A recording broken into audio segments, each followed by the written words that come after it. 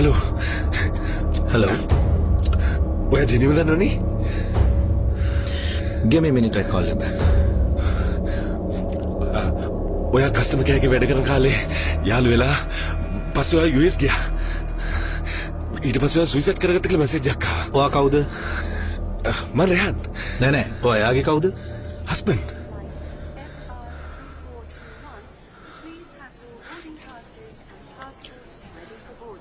රෙහාන්. මමත් මැරි කරලා ඉන්නේ. ඔයා ගැන ජිනීව දැකගම හායි ජිනී කියලා දෝල ගිහලා යාම මැරි කරන්න කියලා.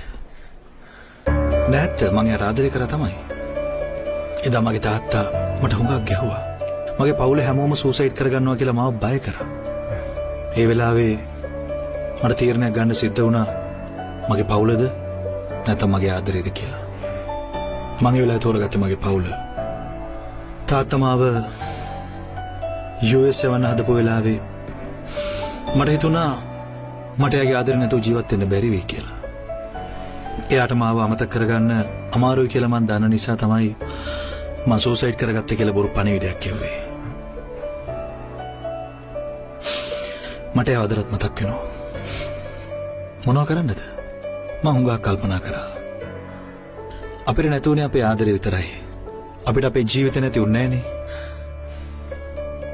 රෙහාන්, අපි හැමෝටම අපි ආදරය කරන කෙනාවම කසාද බඳින්න බැරි වෙන්න පුළුවන්.